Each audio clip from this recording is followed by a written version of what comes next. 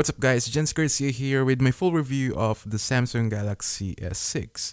Now Samsung needed something big to impress the crowd after a not so successful release of the S5.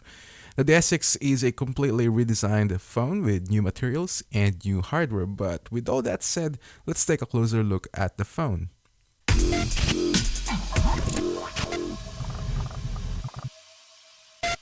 The Galaxy S6 has been out for quite some time now, and I only got to use it for 2 weeks. And I remember as soon as I held the device for the first time, it certainly didn't feel like a Samsung device, thanks to the metal frame around the phone and the glass back, making it the most gorgeous phone from the company yet, I guess. Now, it does remind me of the iPhone because of the frame cutouts, and I'm talking about the iPhone 6 by the way, and probably a bit of the Z3 as well, but apart from that, I'm really liking the design of it. Same with the feel, it doesn't feel too big nor too bulky, thanks to the slim profile. The camera, however, is protruding, so you could accidentally scratch it. Now considering it has a glass back, you also lose the removable battery. There's no microSD card slot either, so that might be the deal breaker to some consumers. Over to the display, it's a 5.1-inch Super Amoled QHD display, so that's a resolution of 1440 by 2560.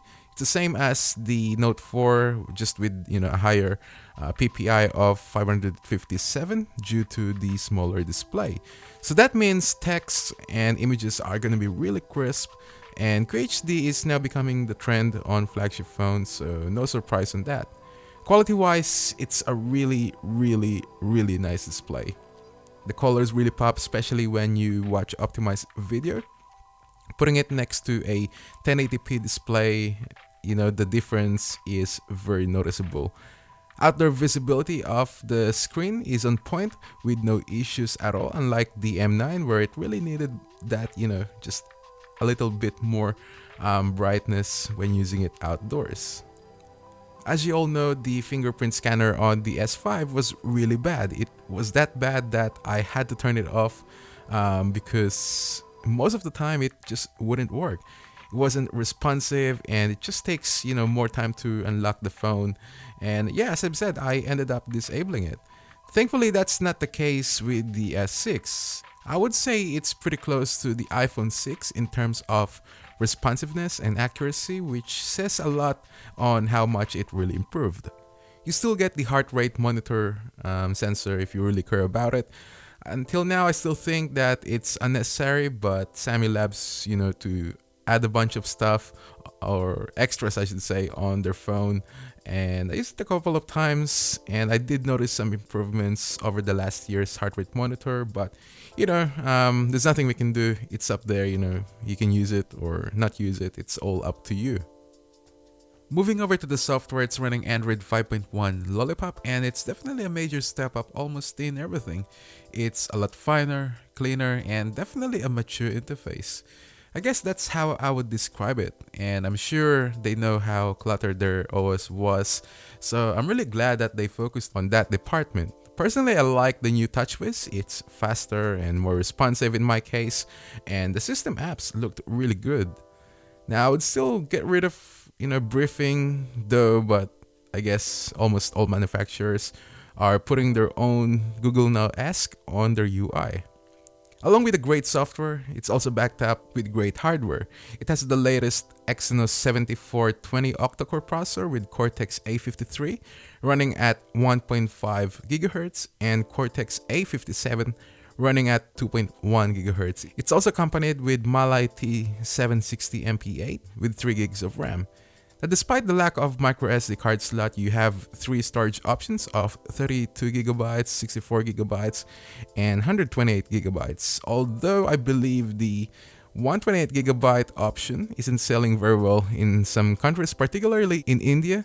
So who knows, maybe they will bring back the good old microSD card slot on the S7.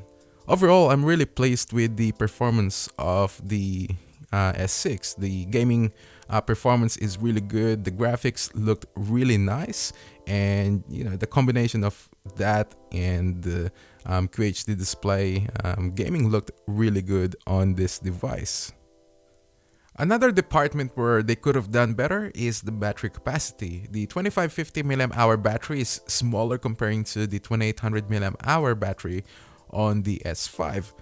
Now, for an average user, it should get you through the day, but if you're like me who uses their phone for emails, social networks, web browsing, watch YouTube videos, watch movies on Netflix, you name it, then you're going to have to charge it at least twice a day. Now, one full movie of Netflix brought down the battery to about 75%. So I say about, 2 to 3 movies are the maximum you're able to watch. The battery is also non-removable, as I've said earlier, and I know a lot of people are upset about it because they prefer having removable batteries, so they can always replace it just in case the other one runs out. But to me, it's not a big of a deal. At the end of the day, it's up to the consumers. But yeah, overall, in terms of battery life, it definitely needs more improvement. I would say it's better than the M9. I wasn't really happy with the battery life of the HTC M9. So yeah, that's the battery life on the S6. Now let's talk about one of the biggest highlights of the phone, the camera. Now it's a top-notch camera, very comparable to the iPhone 6 and the new LG G4. And apart from the fact that the camera protrudes, it does take some amazing pictures. During daylight, photos turned out really good with great color accuracy without suffering from overexposure caused by the sun. The sky has nice color as well. When you take photos of buildings and you can kind of see the sky as well. It's not too bluish at the same time, so that's a plus. And if you like taking photos of flowers, then it won't disappoint you as it produces a nice color saturation. I did notice the increased shutter speed as well and an improved autofocus. And I remember using the S5 where it takes a few seconds to take a shot, and the inaccurate autofocus as well. On a cloudy day, the photos were still crisp. You get a nice highlighting from the clouds and great level of skin tone. In their performance is another strong point of the S6, whether it's a low light or well lit scenario. Usually camera phones would suffer from it and it will start showing grains in darker areas, and that wasn't the case on this phone. The objects still looked really sharp thanks to the f1.9 aperture. And speaking of low light, the S6 is a really good performer at night portrait. I took it to Vivid Sydney here in Australia, and if you haven't been there, they put up a lot of LED lights, so there's a bunch of lights throughout the city, and I have to say I'm really impressed with the quality of the photos, especially if you turn the HDR on. Some areas are still a little exposed, but not overly exposed. The camera UI looks a lot more polished. I really like the new layout. It's simple, and even though the icons were changed, there's the addition of Pro mode as well, which lets you adjust the sensor sensitivity and manually focus the camera.